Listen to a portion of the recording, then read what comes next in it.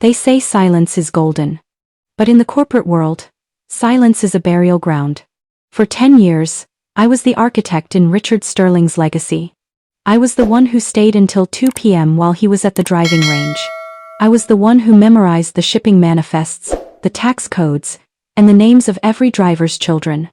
I didn't need the spotlight. I just needed the respect. But respect doesn't pay for a CEO's third yacht. Look at your hands.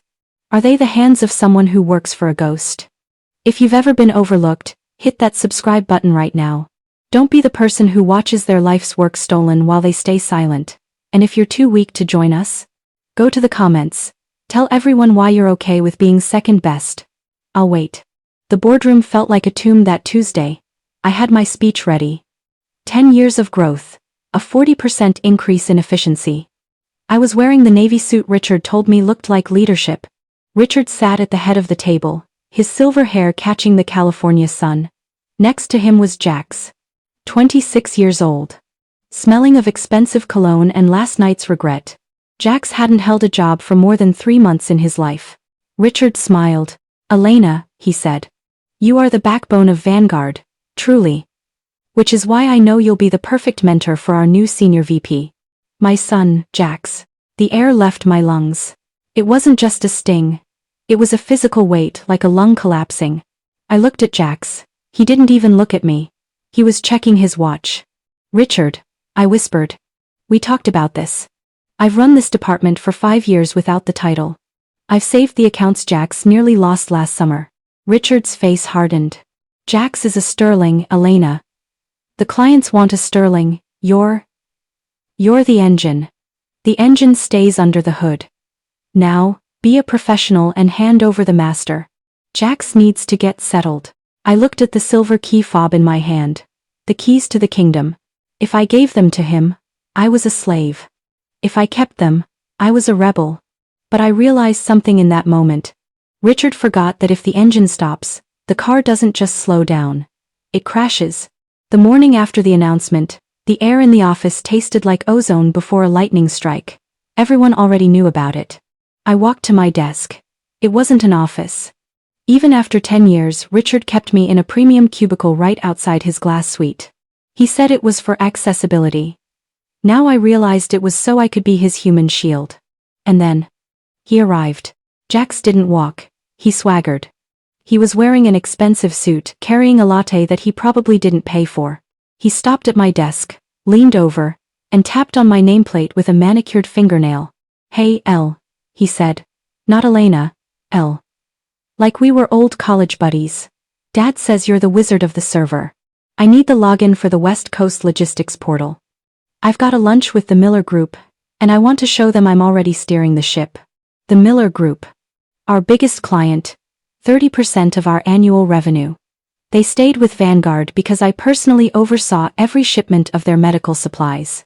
If a bandage was 5 minutes late, I was on the phone. Jax didn't even know what they shipped.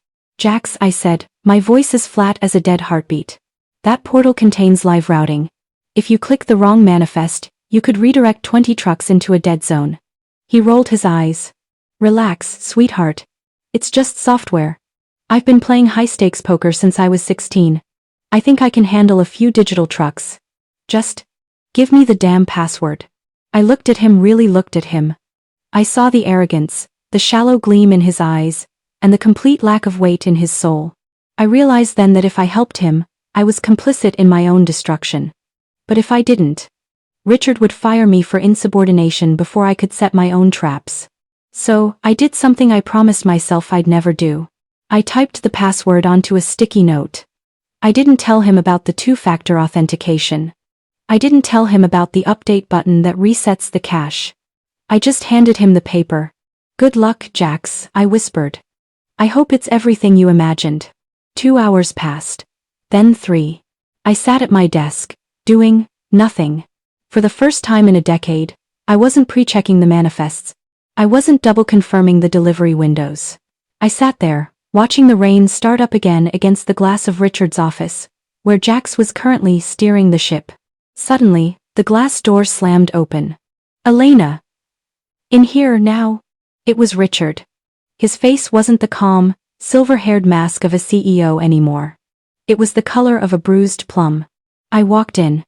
Jax was slumped in the ergonomic chair I had picked out for Richard's birthday 3 years ago.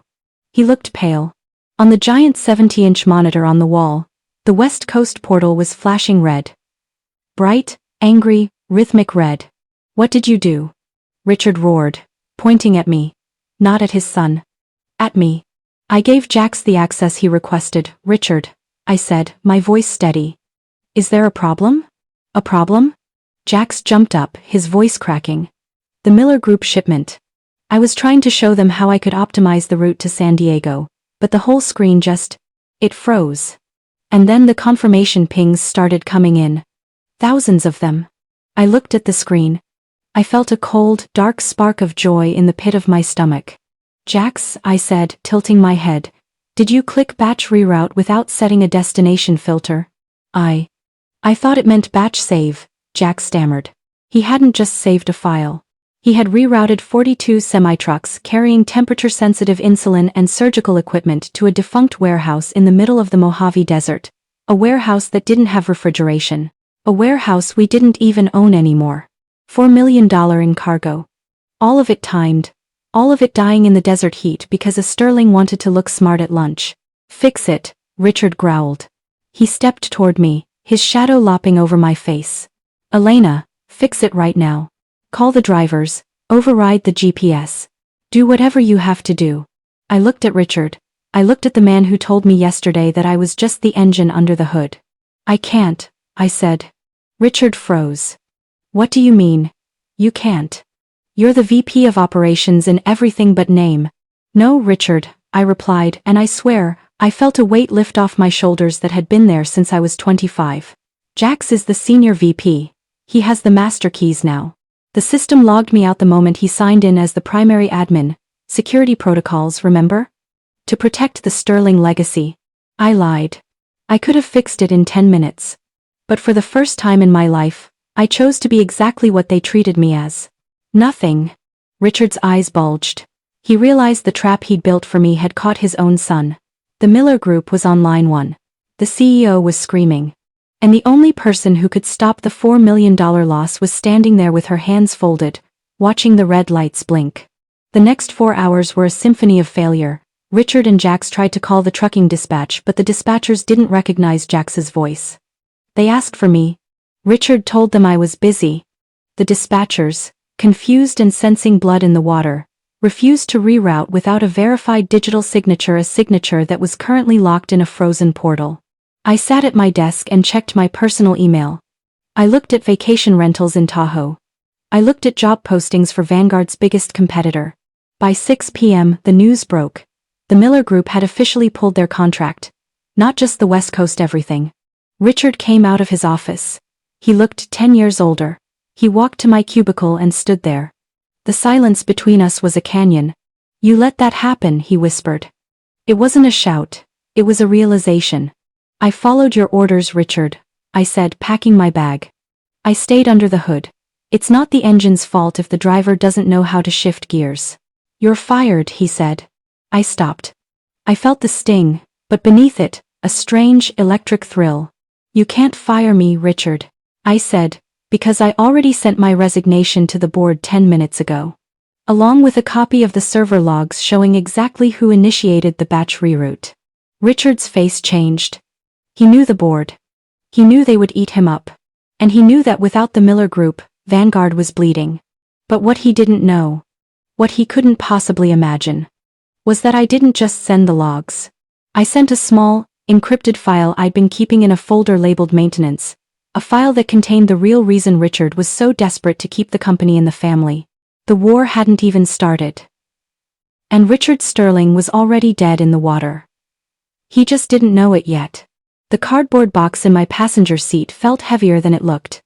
10 years of my life. A ceramic mug that said "World's Best Coordinator." A stapler I'd bought with my own money because Richard was too cheap to restock the supply closet. A photo of me and Richard at the 5-year anniversary gala, both of us smiling like we actually shared a vision. I stared at that photo in the dim light of the parking garage. I looked so young. So naive. I really believed that if I made myself indispensable, I'd be treated as such. I reached over and tore the photo in half. I didn't need the memory. I needed the fuel. As I pulled out of the Vanguard logistics lot, my phone buzzed in the cup holder, a text from an unknown number. Just one sentence. The audit doesn't match the ledger, Elena. I know why you left. My heart stopped. I pulled over to the side of the Pacific Coast Highway, the waves crashing against the cliffs below like a warning. I knew that voice. It was Michael, the firm's former CFO who had retired abruptly 2 years ago. Everyone said he took a golden parachute. Now, I realized he might have been pushed out of the plane. I didn't go home. I went to a small diner in Half Moon Bay, the kind of place where the coffee is burnt and nobody asks for your name. I opened my personal laptop and accessed the encrypted maintenance folder I had mentioned to Richard. When I was fixing Jax's mess earlier, I hadn't just been watching the red lights.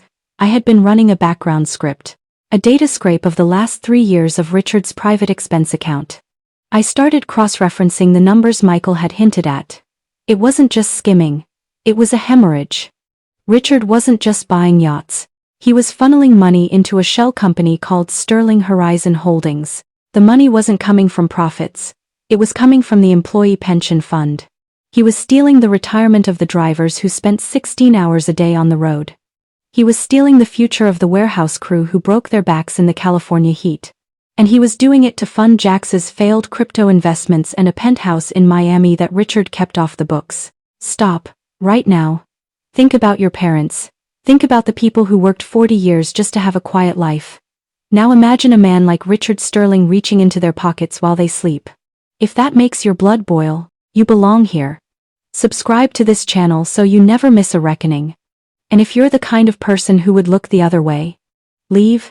Go to the comments and defend the thieves. See how long you last.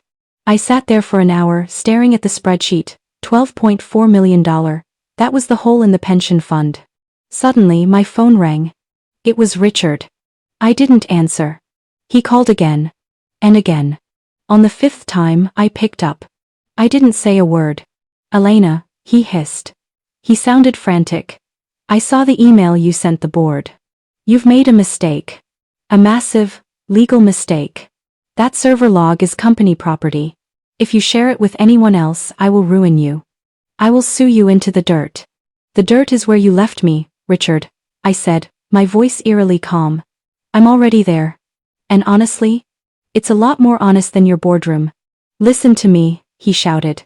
I could hear Jax in the background, probably whining about his ruined reputation. Come back. Tonight. We'll fix the Miller account together. I'll give you the VP title. I'll double your salary. We'll tell the board it was a technical glitch. And the pension fund, Richard? I asked. Will we tell them about that technical glitch too? The silence on the other end of the line was the loudest sound I'd ever heard. It was the sound of a man realizing his secret was no longer a secret. It was the sound of a legacy turning to ash. You don't want to do this, Elena, Richard whispered, his voice now a low, dangerous growl. You think you're the hero? Look at the contracts you signed when you started. You're the one who authorized the transfers. Your digital signature is on every one of those pension adjustments. If I go down, you're coming with me. He was right. My heart hammered against my ribs like a trapped bird. In my first year as director of operations, Richard had given me a secondary authorization key. He told me it was a formality, a way to keep things moving when he was traveling. I had trusted him. I had signed off on internal reallocations without looking at the destination accounts because I thought I was protecting the company. He hadn't just used me to build his empire. He had used me as his fall girl. I looked at my laptop screen. My name was everywhere. Elena Vance. Authorized by Elena Vance. Verified by Elena Vance. He thought he had me in a corner. He thought he had built a cage I couldn't escape. But Richard forgot one very important thing about engines. If you push them too hard, if you trap the heat inside without a vent, they don't just stop. They explode. I looked at the text from Michael again. The audit doesn't match the ledger. I realized then that Michael hadn't just sent me a warning. He had sent me a map. I wasn't going to run. And I wasn't going to go to prison for a man who didn't even know the color of my eyes. I was going to find the one thing Richard Sterling feared more than the SEC. I was going to find the person he stole that money from. I drove to a small flickering neon sign in the suburbs of San Jose, the Sunnyvale Care Center. My mother didn't recognize me when I walked in.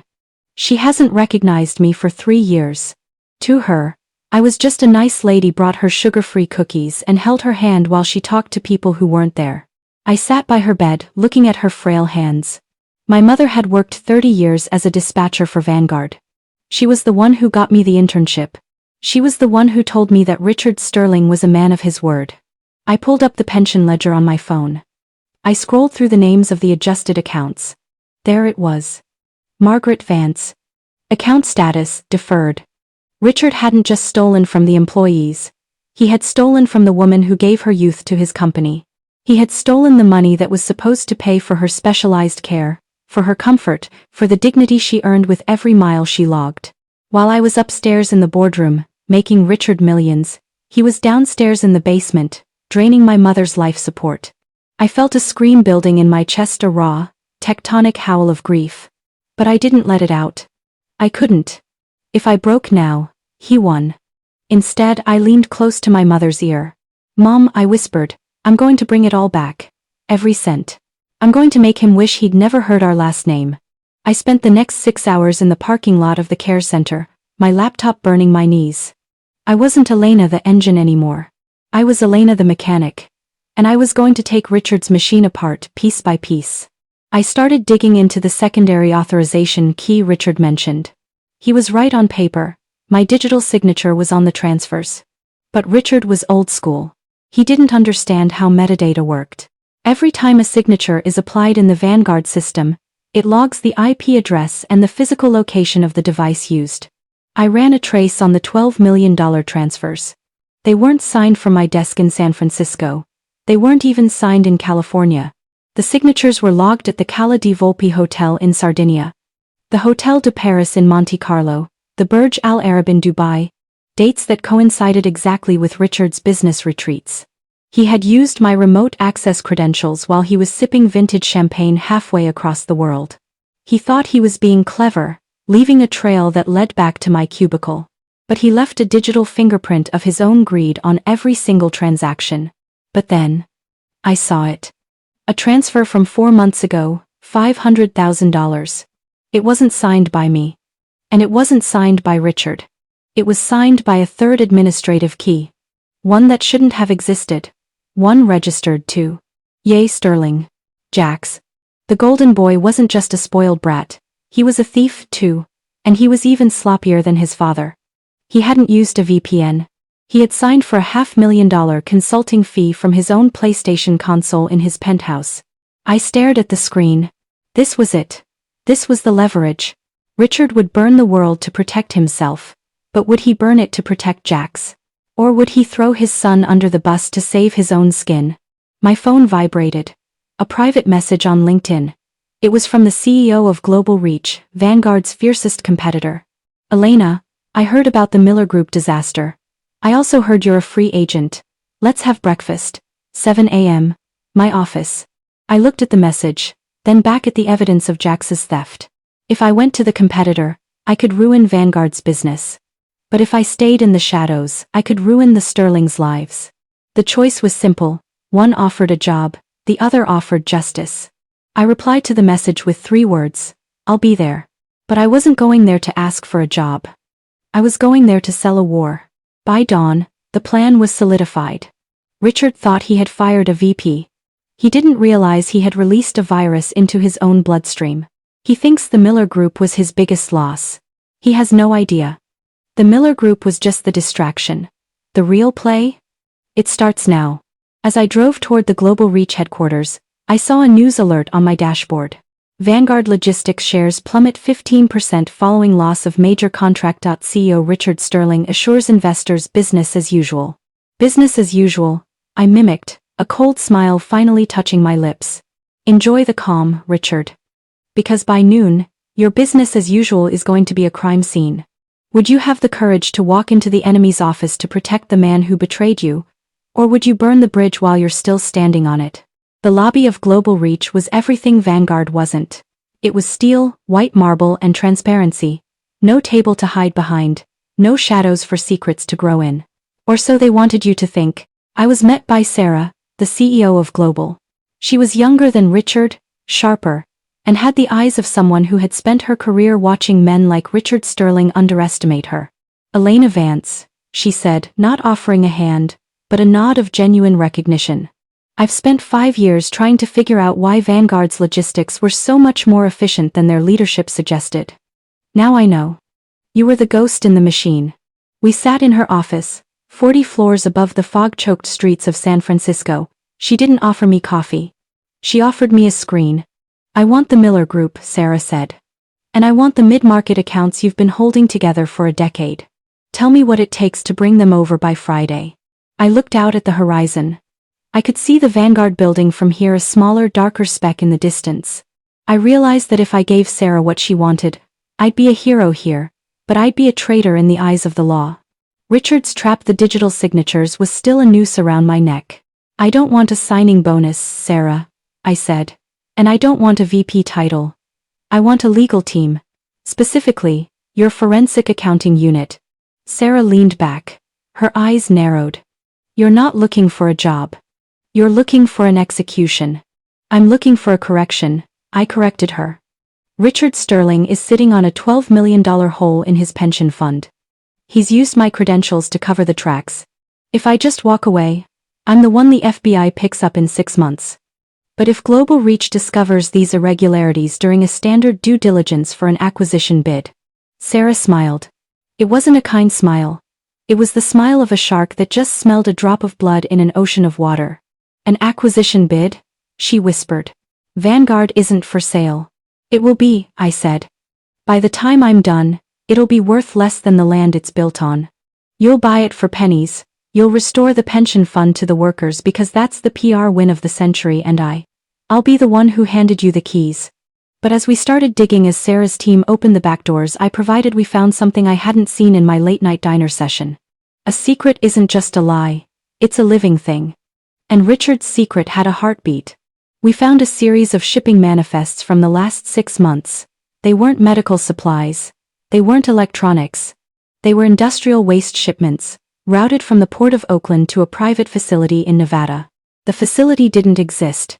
It was a GPS coordinate in the middle of a protected wilderness area. Richard wasn't just stealing money. He was taking kickbacks from chemical companies to illegally dump hazardous materials on public land. And because Jax was the senior VP of operations for the last 48 hours, his name was now the primary authorization on the most recent, most toxic shipment. I felt a cold shiver run down my spine. This wasn't just corporate fraud anymore. This was a federal environmental crime. If those trucks were still on the road, if I could stop them, I could save the company's soul. But if I stopped them, I'd have to reveal that I'd been watching the logs all along. I had a choice. Save the environment and risk my freedom, or let the trucks dump their poison and watch the Sterlings go to prison for life. My phone lit up. It was a FaceTime call from Jax. I almost didn't answer. But I had to see his face. When the screen flickered to life, Jax wasn't in the office. He was in his car, his eyes wide, sweat beading on his forehead. "Elena," he sobbed. He was actually crying. "Elena, you have to help me. Dad told me to sign off on a special express delivery this morning. He said it was a surprise for the board. But the driver just called me. He's being pulled over by the highway patrol for a random inspection, and he told me the canisters don't match the manifest. He said if they open them, we're all going to jail." I looked at Sarah. She could hear every word. "Jax," I said, my voice as cold as ice. "Why are you calling me? You're the senior VP. You're the Sterling the clients wanted. Figure it out." "Elena, please." He screamed. "I don't know the emergency codes. I don't know how to wipe the digital manifest from the driver's tablet. If you don't do it," Dad said, "he'll tell them it was my idea. He's already setting me up." The betrayal had come full circle. Richard wasn't just using me as a fall girl. He was using his own son. I looked at the wipe command on my laptop.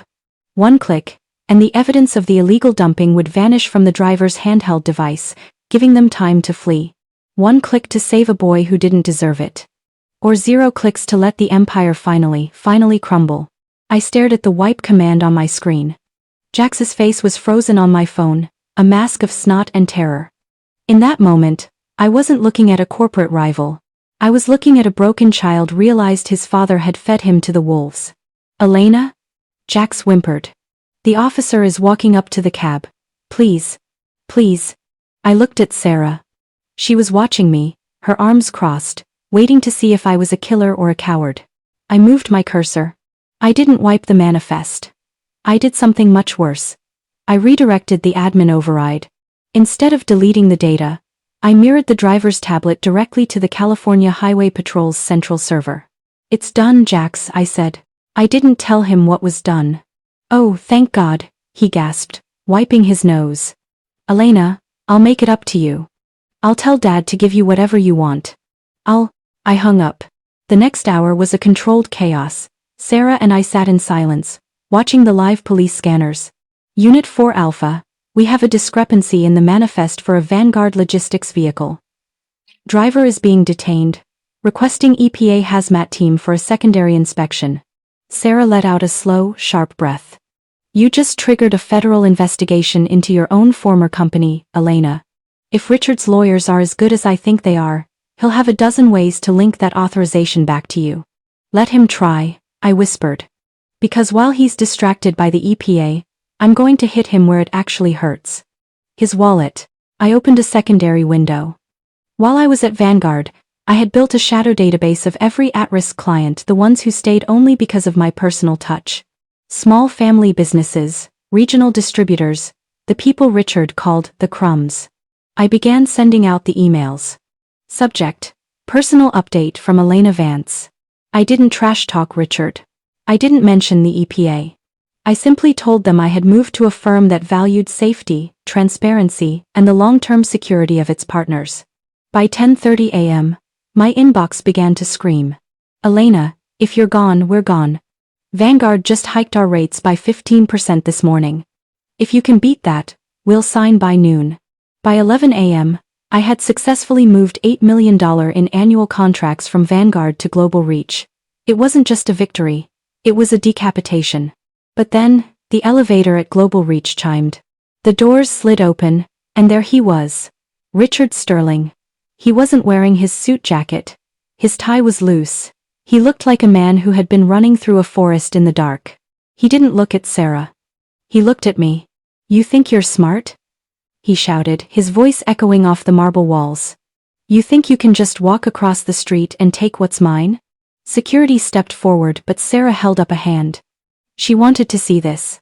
I didn't take anything, Richard, I said, standing up slowly. I walked to the edge of the glass partition, looking down at him.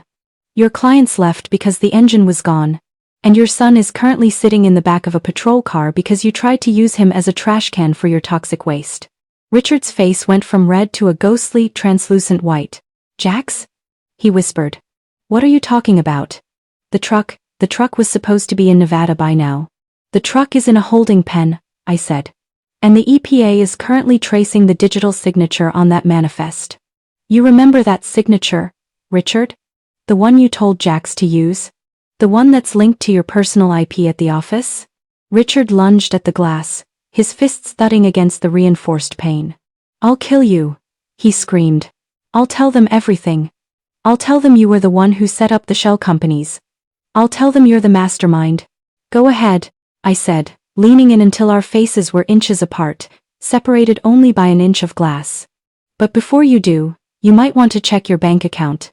The one with the pension money. Richard pulled out his phone, his fingers shaking so hard he almost dropped it. He logged into the Sterling Horizon Holdings account. He stared at the screen for a long time. Zero? He whispered. It's empty.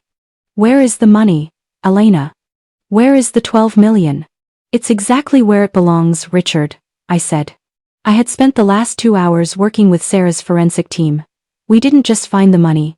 We found the reversal protocol. Since I was technically the authorized user, I had the power to flag the transfers as fraudulent error. I had sent the money back to the Vanguard Employee Pension Trust. Every single cent. But I did one more thing. I added a note to the transaction history, a note that every employee with a login could see. Recovery of misappropriated funds. Return initiated by Elena Vance. Richard looked up from his phone. He wasn't just broke. He was exposed. You gave it back? He stammered. You could have kept it. We could have split it. You could have been rich. I am rich, Richard, I said, walking back to my desk. I have my name. I have my mother's future. And in about 30 seconds, I'm going to have the pleasure of watching the board of directors vote to remove you as CEO. Richard's phone rang. He looked at the caller ID. It was the chairman of the board. He didn't answer. He just stood there, watching me, as his entire world turned to ash. But there was one more betrayal coming. One that even I didn't see coming. Because Richard wasn't the only one with a secret player on the board. Richard stood there, frozen. His phone was still screaming the chairman of the board calling to deliver the killing blow. I felt a surge of adrenaline, that cold, electric heat of a victory well earned. I looked at Sarah. I expected to see a look of triumph on her face. But she wasn't looking at Richard. She was looking at the elevator doors. The doors slid open. Out walked a man in a charcoal suit, followed by 2 lawyers. He wasn't a stranger. He was Michael, the retired CFO who had sent me the text that started this whole war. The man I thought was my secret ally. Michael? I said, stepping forward. You're just in time. We've recovered the pension funds. Richard is done. Michael didn't smile. He didn't even look at me. He walked straight to Sarah and shook her hand. Good work, Sarah, Michael said, his voice smooth and devoid of any warmth. Is the transfer complete? I felt a chill that had nothing to do with the air conditioning. What transfer, Marcus? The money went back to the employees. I saw the confirmation. Sarah finally looked at me. The shark-like smile was gone, replaced by a look of cold, professional pity. Elena, she said softly. You're a brilliant operator. Truly. But you're still thinking like an employee. You think this was about justice? This was about a hostile takeover. I turned to my laptop. I pulled up the pension trust. The $12 million I had just moved. It was gone. It hadn't stayed in the trust for more than 60 seconds. Using a pre-authorized management fee clause that Michael had hidden in the company bylaws years ago, the entire sum had been redirected. It wasn't in the employees' accounts. It was in a holding account controlled by Global Reach. You used me, I whispered. You didn't want to save Vanguard. You wanted to bleed it dry before you bought the carcass. Vanguard is a sinking ship, Elena, Michael said, finally turning to me. Richard was the hole in the hull, but the cargo is still valuable. By recovering the money to a Global Reach account, we've created a debt that Vanguard can never pay back. They'll default by morning. We'll buy the assets for nothing, and the employees, well, they'll be lucky to have jobs at all. Richard started to laugh. It was a terrifying sound. He leaned against the glass, pointing at me. You see, Elena? He wheezed, gasping for air. You thought you were better than me. You thought you were the moral one. But you just handed my company to a bigger shark on a silver platter. You didn't save your mother's pension. You just gave it to Sarah to pay for her next expansion. I looked at Sarah. Is that true? The pension fund. It's not going back to the workers? Sarah adjusted her watch. The workers will be offered a severance package. Standard industry rates. It's more than they would have gotten under Richard. It's half of what they earned. I screamed. The security guards moved in. They weren't looking at Richard anymore. They were looking at me. Elena, Sarah said, her voice dropping to that cold CEO-level command. You've done your job. Your consulting is no longer required. We've already deactivated your access codes. We'll mail your final check to the care center. They escorted me to the elevator. Richard was being led out in the other direction by the board's legal team, still laughing like a madman. As the silver doors began to close, Michael stepped forward, preventing them from shutting for just a second. Don't take it personally, Elena, he whispered. You were the perfect engine. But even the best engine eventually gets replaced by a newer model. The doors clicked shut. I sat in my car in the Global Reach parking garage. I was back where I started. No job. No leverage. And now, I had betrayed the very people I was trying to save. I looked at my hands. They were shaking. Not from fear. From a rage so pure it felt like ice in my veins. Sarah and Michael thought they had won. They thought they had used the engine and then turned it off. I reached into my bag and pulled out a small, encrypted USB drive I had never shown anyone. It was the kill switch. I hadn't just built Vanguard's logistics portal. I had built the global reach backup server 3 years ago as a freelance contractor. They didn't even remember my name was on the original architecture. I plugged the drive into my laptop. You want to play the game of sharks? I whispered to the empty car. Fine. Let's see how well you swim when I drain the ocean. Who would you go after first? The man who betrayed your trust for 10 years or the woman who used your heart to steal a company? They think I'm crying. They think I'm driving home to lick my wounds and start updating my resume. Sarah, Michael, Richard. They all made the same mistake. They looked at my loyalty and saw weakness. They looked at my silence and saw submission. But you don't spend 10 years under the hood of a multi-million-dollar machine without learning how to break it. I leaned my head back against the headrest and closed my eyes. I could see the code. I could see the flow of data between Vanguard and Global Reach. It was a digital ecosystem, and I was the one who had planted the trees. I opened the USB drive. On it was a single file named Project Icarus. I had written it years ago as a failsafe, a way to shut down the servers in case of a catastrophic cyber attack. It was a black hole script. Once activated, it doesn't just delete data, it encrypts it with a rolling key that changes every millisecond, making it impossible to recover without the master sequence. And the master sequence? It wasn't on a server. It was tattooed in my memory. I couldn't just hit the switch. Not yet. If I did it now, I was just a vandal. I needed to be a ghost. I began the first phase, isolation. I accessed the Global Reach internal network using a backdoor I'd left in their cloud backup architecture. The maintenance hatch Sarah's team was too arrogant to check. I didn't touch the money. I didn't touch the files. Instead, I set up a mirror loop. Every email Sarah sent, every document Michael signed, every legal threat they issued, it was now being mirrored to a private, encrypted server I'd set up under my mother's name. I wasn't just watching them. I was recording their confession. Standard industry rates, Sarah had said about the severance. I watched as an email popped up on my screen. Michael to Sarah. If we cut the Vanguard staff's health insurance by Friday, we save an additional $2.1 million on the acquisition cost. They have no union. They have no leverage. Let them bleed. The second phase, the false flag. I needed a way to get Richard back into the game, but not as a player, as a distraction. I sent an anonymous, encrypted message to Richard's private legal team. It contained the IP logs of Marcus's Sardegina transfers, the ones Richard thought were anonymous. I also included a gift, the evidence that Marcus had been planning this takeover for 3 years, long before Jax even finished college. Richard was a cornered rat. And a cornered rat with a weapon is a dangerous thing. I knew what Richard would do. He'd use that information to file an emergency injunction to stop the Global Reach merger. It wouldn't save him, but it would lock the companies in a legal death grip for weeks. And in that chaos? That's when I would strike. Finally, the third phase, the restoration. I pulled up the list of the 400 drivers and warehouse workers at Vanguard. The ones whose pensions had been stolen twice in 24 hours. I didn't have the $12 million anymore. Sarah had moved it, but I knew where she moved it to. It was sitting in a liquidity reserve account, waiting to fund the final purchase of Vanguard's stock. I began to write a new script, a Robin Hood protocol. It wouldn't just move the money back, it would distribute it. 400 individual transfers, masked as historical overtime corrections, deposited directly into the personal bank accounts of every single worker. No corporate trust. No management fee. Just the money, returned to the hands that earned it. I hovered my finger over the execute key.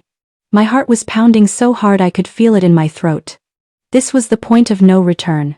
Once I sent this, I wasn't an employee, a victim, or a consultant. I was a criminal.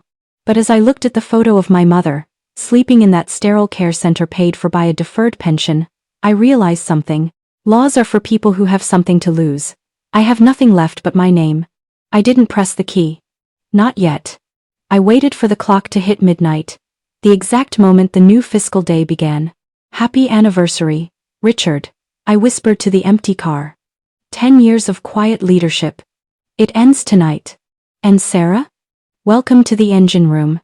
It's about to get very, very hot. I pressed the key. The screen turned black for a second. Then a single line of green text began to scroll. Asterisk is greater than redistribution initialized. Asterisk is greater than 412 transfers pending. Is greater than global reach liquidity.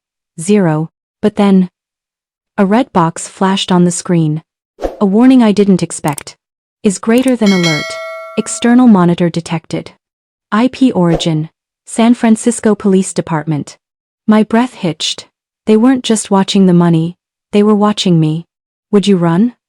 Or would you stay and finish what you started, even if it meant walking into a cage? My breath hitched. The red box on my screen wasn't just a warning, it was a death sentence. IP origin. San Francisco Police Department. I looked at the rearview mirror, expecting to see blue and red lights flooding the rain-slicked pavement of the parking garage. But there was nothing. Just the shadows of concrete pillars and the steady drip of a leaky pipe. Think, Elena, I whispered, my fingers flying across the keyboard. If they're watching the IP, why aren't they here? I traced the external monitor signal back through the nodes. It wasn't a live tap. It was a mirror that had been active for 48 hours. The realization hit me like a physical blow. The police weren't watching me tonight. They had been watching the Vanguard server since the moment Jax's toxic waste truck was pulled over.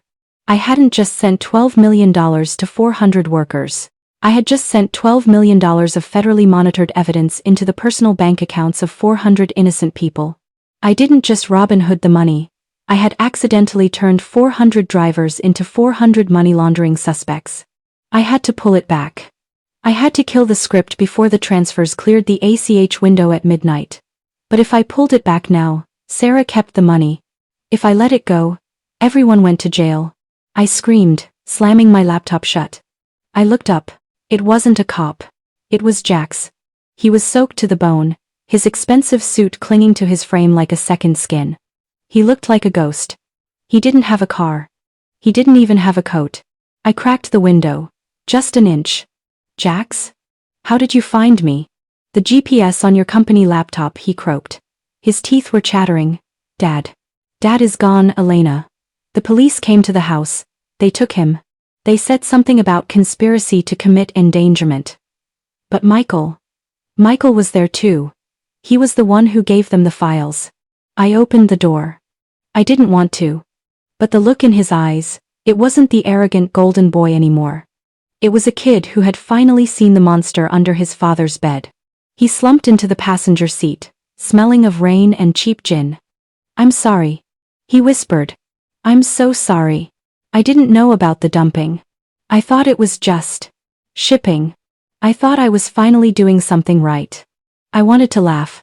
I wanted to push him out into the rain and tell him that not knowing doesn't bring back the environment or my mother's health.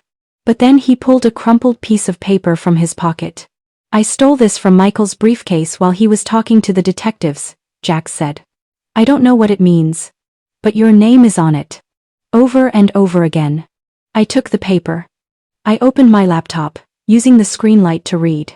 It wasn't an acquisition plan. It wasn't a legal brief. It was a life insurance policy. A $10 million policy on the life of Richard Sterling.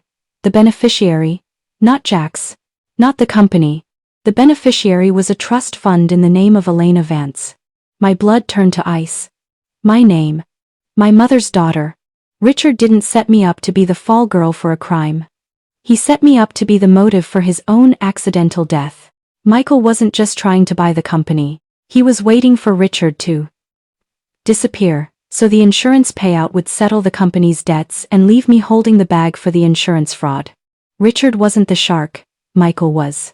And Richard was so scared of Michael that he had tried to promote Jax just to get his son out of the line of fire. Are you breathing? Because I'm not.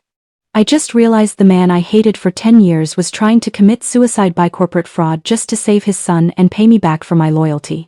And the man I thought was my ally? He's been waiting for a body to drop. If your heart is pounding, you need to subscribe. We are in the deep water now. And if you think you know how this ends, you're wrong. Tell me in the comments what you'd do if you found out your enemy was secretly your sacrificial lamb. The phone in Jax's pocket rang. He looked at it. It's Michael, Jax whispered. Answer it, I said. My voice regained its steel. Put it on speaker. Jax hit the button. Jax, dear boy. Michael's voice came through the speakers, smooth as silk and twice as deadly. I know you're with Elena. I can see your signals overlapping on the grid. Tell her to stop the transfers. Tell her that if she doesn't, the police won't just find the drivers. They'll find the insurance policy I just discovered in her desk. They'll find the motive for why she wanted Richard out of the way. You killed him, I said, leaning toward the phone. You killed Richard, didn't you? Richard is in transit, Michael replied. But the clock is ticking, Elena. You have 10 minutes to return the $12 million to the Global Reach account, or I call the precinct and tell them where the mastermind is hiding. I looked at the screen. The transfers were at 98%. If I stopped them, Michael won. If I let them go, I was a murderer in the eyes of the law. But I looked at the paper Jax gave me. There was a handwritten note on the back in Richard's shaky script. The key is in the locker. The old one, 1994. The year my mother started at Vanguard. I looked at Jax. Get in the driver's seat. We're going to the old warehouse. The game just changed. It's not about a company anymore. It's a race for a life. I didn't just drive. I flew. Jax was white-knuckling the grab handle in the passenger seat, his eyes wide as I swerved through the midnight traffic of the industrial district. The old warehouse wasn't a modern steel box. It was a 1940s brick relic on the edge of the pier, a place where Vanguard started before the yachts and the silk ties. It was a place Richard hadn't visited in years, or so I thought. Elena, slow down, Jax choked out. The cops, if they catch us. The cops are looking for a paper trail, Jax. I barked. Marcus is looking for a body. Which one do you think is more important right now? We skidded to a halt in front of Gate 4. The padlock was gone.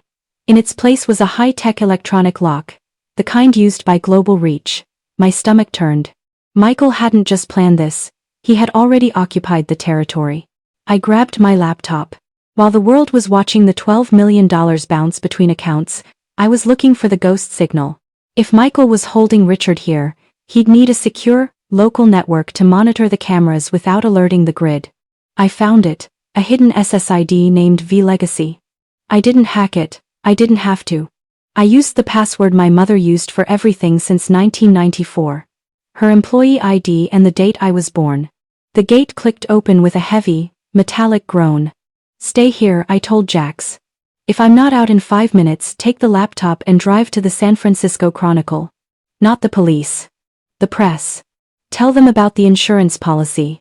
Elena, wait. I didn't wait. I stepped into the dark. The warehouse was a labyrinth of shadows. Old shipping crates, rusted forklifts, and the ghosts of 1,000 honest workdays. I followed the hum. Not a digital hum, but a mechanical one. A ventilation fan. I turned the corner near the old foreman's office. There he was. Richard Sterling wasn't tied to a chair. He wasn't being tortured. He was sitting on a crate, staring at a laptop screen, his face illuminated by a cold, blue light. He looked smaller than I remembered, like a suit with no man inside. Richard. I whispered. He didn't look up. She's here, Michael, he said to the empty room. The engine has arrived. A shadow moved from behind a stack of pallets. Michael stepped into the light. He wasn't holding a gun. He was holding something much worse. A tablet showing a live feed of the Sunnyvale Care Center. My mother's room. You're late, Elena, Michael said, his voice as smooth as velvet, but just in time to witness the final transaction. I didn't move. I didn't scream. I just felt a cold, crystalline clarity. The insurance policy, I said, my voice steady. You're not going to kill him. You're going to make him disappear. A faked kidnapping. A tragic accident at sea. Something that triggers the payout but leaves no body for an autopsy. Michael nodded. Almost impressed. And you, Elena, you're the perfect beneficiary. A disgruntled employee who found the money, stole the company, and disposed of the evidence. By the time the police trace those 400 transfers, you'll be halfway to a non-extradition country with a $10 million bounty on your head, or so the story will go. And what about the workers? I asked. The workers are a line item, Michael shrugged. Now, sit down. You're going to use your Robin Hood script to move the $12 million one last time. Not to the employees. To an escrow account in the Cayman Islands. If you don't. He tapped the screen showing my mother's room. A man in a nurse's uniform was standing by the door. I sat down at the keyboard. Richard looked at me, a single tear tracking through the dust on his cheek. "I'm sorry, Elena," he mouthed. I didn't look at him. I looked at the screen. I looked at the code. Michael thought he was in control because he had the tablet. He thought he was the architect because he had the plan. But he forgot who wrote the software for the Global Reach security system. I began to type. Asterisk is greater than accessing Global Reach security override. Asterisk is greater than target, Sunnyvale Care Center private suite, is greater than action, lockdown. On Michael's tablet, the man in the nurse's uniform tried to open my mother's door. It wouldn't budge. Magnetic locks engaged. A silent alarm triggered, sending a direct alert to the local SWAT team. Michael's eyes went wide. "What did you do?" I stood up, closing my laptop with a definitive snap. "I just took your leverage, Michael," I said, a slow, predatory smile spreading across my face. And while I was doing that, I sent a second script. Not to the Caymans, not to the employees. "Then where?" he screamed, lunging for me. I looked at the warehouse door as the first blue and red lights began to flicker against the brick walls. "To the only people who hate a corporate thief more than I do," I whispered. "The IRS. Would you stay to watch the handcuffs click, or would you disappear into the night before they realized you were the one who started the fire?" The world was white. Then gray. Then a blur of motion. I felt hands on my shoulders, the weight of a tactical vest brushing against me. But it wasn't the police who reached me first. It was the silence. The SWAT team moved like ghosts through the back of the warehouse, their laser sights cutting through the dust. They didn't find a shootout. They found 3 people standing in the wreckage of a 10-year lie. Michael was on his knees, his hands behind his head, his face pressed into the grease-stained concrete. The tablet, the one he used to threaten my mother, lay cracked and dark 2 feet away. I looked at Richard. He hadn't moved. He was still sitting on that crate, looking at me with eyes that seemed to have died a long time ago. "Get her out of here," a voice barked. I was being ushered toward the exit. But I broke away. I didn't care about the guns or the orders. I walked straight to Richard. I didn't slap him. I didn't scream. I just leaned in close, until I could smell the stale coffee and the fear on his breath. "The life insurance, Richard," I whispered. "Was I really worth $10 million to you dead? Or was that just the price of your guilt?" Richard looked up. For the first time in 10 years, he didn't look like a CEO, he didn't even look like a Sterling. "I couldn't fix it, Elena," he croaked. "The money, the debt. I thought if I could just get Jax out, I could end it. I knew Marcus was coming for the throne. I thought if I left you the money, you could take care of your mother. You could be the person I was too weak to be. You used my soul to pay your debts, Richard." I hissed, the anger finally breaking through the ice. "You let me believe I was a partner while you were preparing my cage. You didn't protect me. You just bought a better quality of victim." I turned to Michael, who was being hauled up by 2 officers. He looked at me, and even in handcuffs his eyes were full of venom. "You think you won?" Michael spat. "You just liquidated the only company that would ever hire you. You're a whistleblower now, Elena. A risk. You'll spend the rest of your life in courtrooms and deposition rooms, and when you're done you'll have nothing but that ceramic mug and your integrity to keep you warm." I walked right up to Michael. I looked at the man who thought he could calculate the value of a human life on a spreadsheet. "You're right, Michael," I said, my voice projecting through the hollow warehouse. "Vanguard is dead. Global Reach is about to be gutted by the IRS for the tax shelters you built. And I probably won't get a job in logistics ever again." I reached into my pocket and pulled out the small USB drive, the one with the final record of the pension transfers. "But here's the thing you and Richard never understood about engines," I said. "The engine doesn't work for the car. The car is just a box. The engine provides the power. And I'm taking my power back." I walked out of the warehouse. Jax was standing by my car, shivering. He looked at the handcuffs, the police lights, the end of his family name. "What happens now?" he asked. I looked at him. I saw the kid who had been raised to be a monster, but who had chosen, at the last second, to be a human. "Now," I said, "we go to the hospital. We see my mother. And then, we tell the truth. All of it." As I started the car, my phone buzzed. It was a news alert. "Breaking. Massive data leak exposes illegal dumping and pension fraud at Vanguard Logistics, CEO Richard Sterling and CFO Marcus Thornton in custody. But there was a second headline, smaller, right beneath it. Anonymous source redistributes $12 million to over 400 workers in nation's largest direct justice act. I put the car in gear. I wasn't a ghost anymore. I was a headline, and the federal agents were already tracing the car's GPS. I had 20 minutes before they caught me. 20 minutes to say goodbye to the only person who mattered. They say the truth will set you free. But they never tell you that freedom usually starts in a cold room with a lawyer. I didn't care. For the first time in 10 years, the engine wasn't humming for anyone else. It was humming for me. I pulled into the care center parking lot. I saw the black SUVs waiting at the entrance. They weren't there for my mother. They were there for me. Would you walk into those lights? Or would you keep driving until the road ran out? I stared through the glass. The black SUVs weren't just parked, they were a wall. 6 agents in windbreakers with FBI stenciled in cold yellow letters stood between me and the only woman who ever truly loved me. I looked at the clock on the dashboard. 12:14 a.m. The $12 million had officially cleared the ACH window. The money was in the driver's accounts. My crime was complete. Elena, Jax whispered from the passenger seat. We can turn around. We can head for the coast. I have a friend with a boat in Bodega Bay. We can be out of the jurisdiction by sunrise. I looked at him. The Sterling solution. Run, hide, buy your way out of the consequences.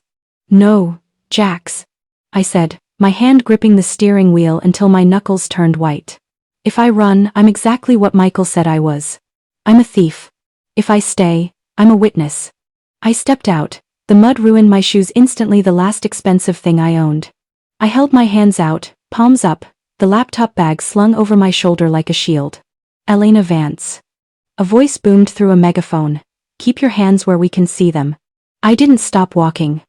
I walked toward the lobby, toward the light, toward the agents who were leveling their weapons at a woman whose only weapon was a USB drive. I have the ledger. I screamed over the wind. I have the proof of the environmental dumping and the insurance fraud. But I am going inside to see my mother first. An agent stepped forward, a woman with eyes like flint. She didn't lower her weapon. Miss Vance, you are under arrest for grand larceny and wire fraud. You don't get a first. Get on the ground. I stopped 10 feet from her. I looked her dead in the eye. My mother has late-stage Alzheimer's, I said, my voice dropping to a low, jagged edge. In 10 minutes, she won't remember I was here. In an hour, she might not be here at all. You can take me to a cell for the rest of my life, but you will not take these 10 minutes from her. They didn't let me see her. They tackled me into the mud. The cold slush filled my mouth as they pressed my face into the pavement. I felt the bite of the steel on my wrists. I felt the laptop, my life's work, my evidence, my justice being ripped from my shoulder. Wait. Jax screamed, jumping out of the car. She's helping you. She's the one who called it in. They didn't listen to him either. They threw me into the back of the SUV. The door slammed, cutting off the sound of the rain, leaving me in a plastic-smelling tomb. I looked out the tinted window as we pulled away. I saw the light in my mother's room on the 3rd floor. A nurse was closing the curtains. I failed. I had the money. I had the truth. I had the revenge. But I lost the only thing the 12 million couldn't buy, a goodbye. 2 hours later, I was sitting in a room that smelled of stale cigarettes and industrial cleaner. My clothes were damp. My skin was stained with California mud. A man in a sharp suit walked in. He wasn't FBI. He was from the district attorney's office. He placed a folder on the table. We have a problem, Elena, he said. The problem is you have the wrong person in this chair, I replied. No, he said, opening the folder. The problem is that the USB drive you gave us? The one you said had the evidence of the environmental dumping. It's empty. Every file has been wiped by a remote kill command. Someone didn't just stop you, Elena. They erased you. I felt the air leave my lungs. A remote kill. Only 3 people had the admin keys to that drive. Me, Richard, and Marcus. But Michael was in custody. Unless. Michael wasn't working alone. I looked at the DA. Who else was on the board, besides Richard and the investors? The DA looked at his notes. Just one silent partner, a holding company based in Delaware. My heart stopped. I knew that company. I had seen the name on my mother's old employment contract from 1994. The betrayal didn't start with Richard. It started 30 years ago. And the person who wiped that drive was currently standing in my mother's hospital room. Would you break out of those cuffs to save what's left, or wait for the system to bury you alive? Delaware. Sterling Vance Holdings. I stared at the DA, but I wasn't seeing him. I was seeing my mother's handwriting from 30 years ago. I was seeing the loyalty she had for Vanguard. It wasn't just a job for her, it was a partnership. The silent partner, I whispered, my voice shaking. It wasn't a company, it was a person. The DA leaned in, his brow furrowed. The records are sealed, Elena, but whoever wiped that drive did it from a localized proximity. Within 500 feet of the care center. My mother didn't have a phone, she didn't have a laptop, she could barely remember how to use a spoon. But there was one person who never left her side. One person who Richard insisted stay on the payroll as her private advocate. I stood up, the chair screeching against the floor like a dying animal. I need to go. Now. Sit down, Miss Vance, the DA commanded. You're a suspect in a multi-million-dollar theft. I'm not the thief. I screamed, leaning over the table. I was the distraction. Richard and Michael weren't fighting over a company. They were fighting over who got to hide the truth about where the original capital came from. I remembered a story my mother told me when I was a child. She said she found a diamond in the rough back in '94. She said she gave Richard the seed money to start Vanguard because she believed in his vision. But my mother was a dispatcher. She didn't have seed money. Unless the money wasn't hers. I looked at the DA. Search the name Elias Thorne. Marcus Thornton's father. He typed into his tablet. His face went pale. Elias Thorne, former chairman of the Port Authority, indicted for racketeering in '95, disappeared before the trial. The truth hit me like a landslide. My mother hadn't been a victim of the Sterlings. She had been their banker. She was the one who laundered the Thorne family's dirty port money into a legitimate logistics business. Richard was the face.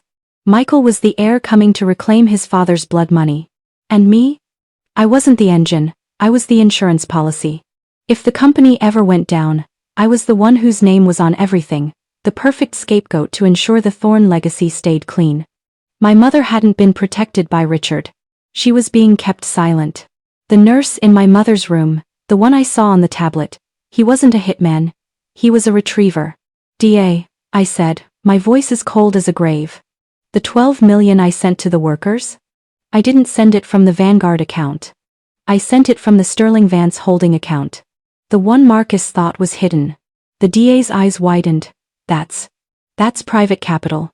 If that money was tied to the original racketeering, then I didn't just give the workers a bonus.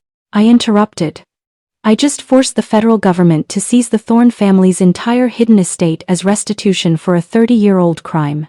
I wasn't a suspect anymore. I was the key witness in the biggest racketeering case in California history. The DA stood up and signaled the guards. Unshackle her. We're going to Sunnyvale, and get a medical team ready. Why a medical team? I asked, my heart freezing. Because if Michael knows the money is gone, the DA said, he has no reason to keep the silence, or the silencers. We raced back to the care center, the sirens screaming through the dawn. I didn't care about the law. I didn't care about the company. I burst through the doors of the third floor. The nurse was gone. The room was empty, but on the pillow where my mother's head should have been, there was a single, silver key. It was the key to Richard's locker. Number 1994. And underneath it, a note in a hand that wasn't my mother's or Richard's. The engine only stops when the fuel is gone. Come to the docks, Elena. Let's finish the work your mother started. Would you walk into the trap to save the woman who lied to you, or let the past bury itself? The docks at 4 a.m. are a graveyard for secrets. The air was thick with the smell of brine and rusted iron. I stood at the edge of Pier 17, the silver key gripped so tight in my palm it drew blood. Behind me, the DA and the tactical teams were positioning themselves in the shadows, but I knew Michael. If he saw a single badge, my mother wouldn't just be gone, she'd be erased. This had to be a solo flight. The engine had to run one last time. I walked toward locker 1994, located in a derelict shanty at the end of the pier. The door creaked open before I even touched it. Inside, Michael wasn't hiding. He was waiting.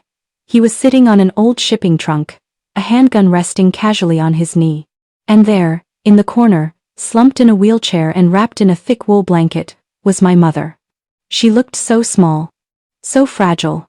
She was staring at the ocean, her eyes empty, unaware that she was the center of a 30-year war. "You're a hard woman to kill, Elena," Michael said, his voice barely audible over the wind. "But then again, you were trained by the best. Your mother was a shark in a secretary's blouse. She's a sick woman, Michael. She doesn't even know her own name, let alone where your father's money is." "Oh, she knows," Michael smiled, and it was the most hideous thing I'd ever seen. "The money isn't in a bank, Elena. It never was. The Sterling Vance holding account was just the interest, the principal, the real Thorne legacy. It's physical. And only a Vance has the biometric signature to open the vault it's stored in." He pointed the gun at my mother's head. "Open the locker, Elena. Use the key.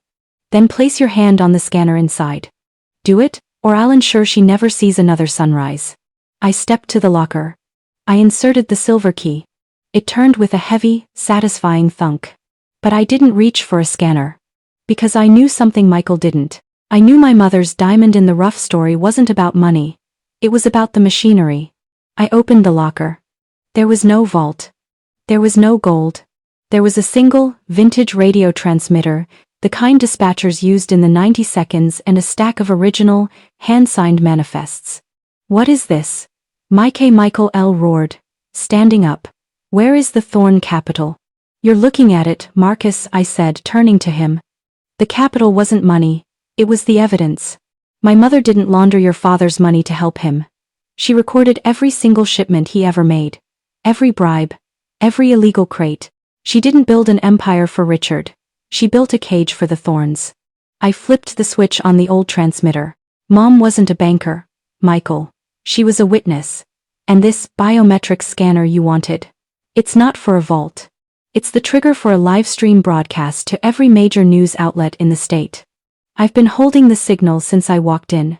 The red light on the transmitter began to pulse. Every file, every recorded conversation from 1994 to today. It's going live in 5, 4, 3. Michael lunged, but he was too late. The tactical team swarmed the shanty. He fired one wild shot into the ceiling before he was tackled into the salt-stained floor. I didn't watch them take him. I didn't watch the Golden Boy's shadow finally vanish. I ran to my mother. I knelt by her wheelchair and took her cold hands in mine. For a second, just a fraction of a second, the fog in her eyes seemed to lift. She looked at me, and she smiled. Not the empty smile of a patient, but the smile of the woman who had sat in a dark room in 1994, recording the sins of powerful men so her daughter would never have to serve them. "Elena," she whispered. "I'm here, Mom," I sobbed, pressing my face into her lap. The engine finally stopped. "We're home." As the paramedics wheeled her toward the ambulance, the DA walked up to me. He was holding his phone.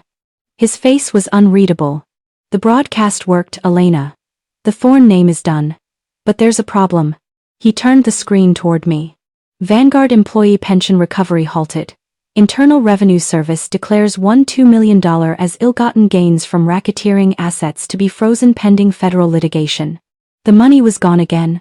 My workers, the ones who broke their backs, were being told their futures were evidence. I looked at the DA. I didn't feel defeated.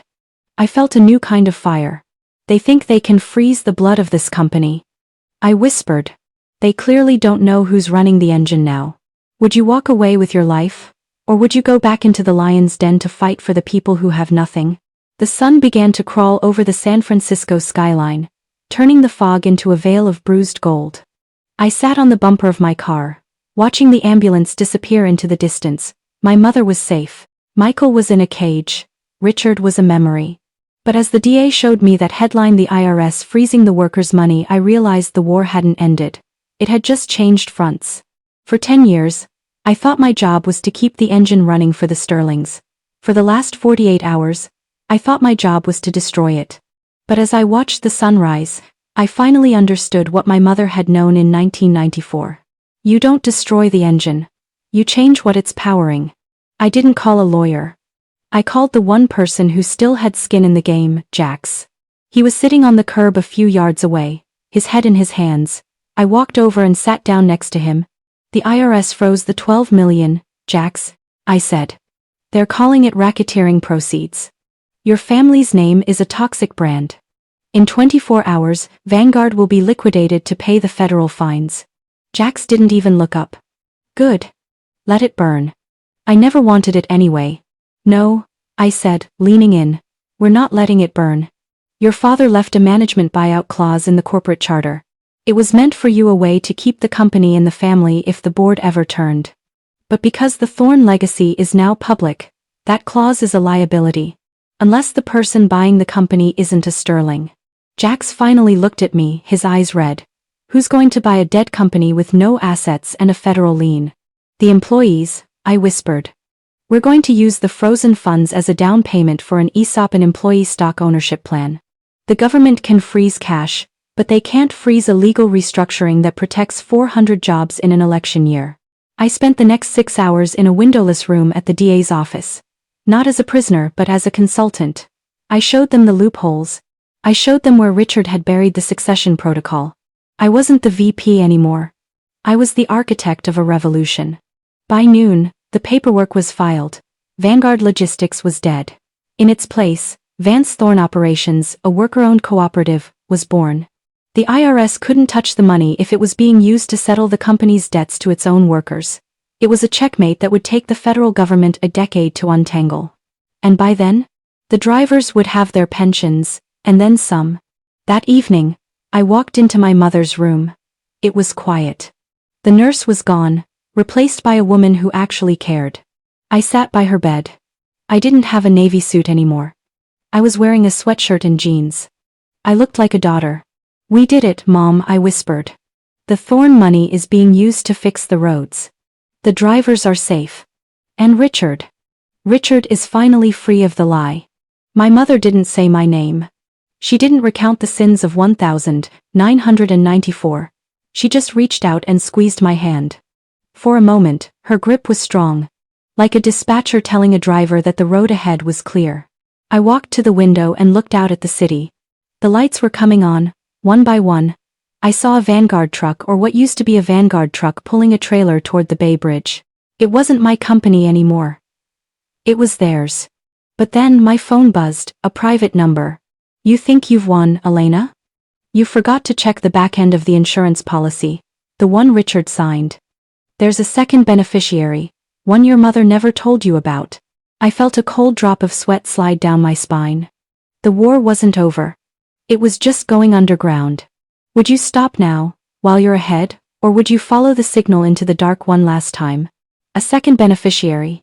I looked at the text message, the light of the phone screen casting a ghostly pallor over my mother's sleeping face. For a second, the old Elena, the engine Elena, wanted to panic. She wanted to dive back into the code, to find the leak, to stay awake for another 48 hours until every shadow was illuminated. But then I looked at my mother's hand. It was still, peaceful. The secret she had carried since 1994 wasn't a burden anymore, it was a confession that had finally been heard. I deleted the message. I didn't block the number. I deleted the thread. Because I finally understood the greatest secret of power. It only works if you acknowledge it. If there's another beneficiary, let them come. Let them try to claim a piece of a company owned by 400 workers who finally have something to lose. Let them try to intimidate a woman who has already walked through the fire and come out the other side with her name intact. The Thornes, the Sterlings, the silent partners. They all shared the same delusion. They thought the world was a machine you could control with a key. They forgot that the most powerful force in the world isn't the machine. It's the person who knows how to walk away from it. 1 month later, I stood in the old break room of what was now Vance Thorne Operations. The smell of grease and diesel was still there, but so was something else. Hope. Jax was there, working as a junior dispatcher. He wasn't wearing a $3,000 suit. He was wearing a company vest and a headset. He looked tired. He looked honest. The drivers didn't bow to me. They didn't call me ma'am with that hollow corporate fear. They nodded. They shared their lunch. They called me Elena. I didn't take the CEO position. I took the role of head of logistics. I'm still the engine. But now, I'm not under the hood. I'm the one deciding where the road goes. I think about Richard sometimes. He's in a minimum security facility, waiting for a trial he knows he'll lose. He sent me a letter last week. He didn't ask for money. He didn't ask for a lawyer. He just asked if the Miller Group ever came back. I didn't tell him that I turned the Miller Group down. I didn't tell him that we're moving medical supplies for nonprofits now at cost. Because we can. I just told him the engine is running fine. We spend our lives thinking we need to be the driver. We think the title on the door or the zeros in the bank account are what make us real. But the truth is much simpler. You are not what they call you. You are what you do when the lights go out and the machines stop humming. My mother taught me how to record the truth. Richard taught me how to survive a lie. And Michael? Marcus taught me that the only thing more dangerous than a man with a plan is a woman with nothing left to fear. If you're listening to this and you're sitting in a cubicle, or a truck cab, or a hospital room, and you feel like you're just a part in someone else's machine, look at your hands. You are the power. You are the heartbeat. And the moment you decide to stop running for them, is the moment you start living for yourself. This is the end of my story, but it's the beginning of yours. If you've stayed with me, you're not a spectator anymore. You're a witness. If you don't subscribe now, after everything we've been through, then you're choosing to stay in the dark. You're choosing to let the thorns of the world win. Don't be a part. Be the machine. Subscribe.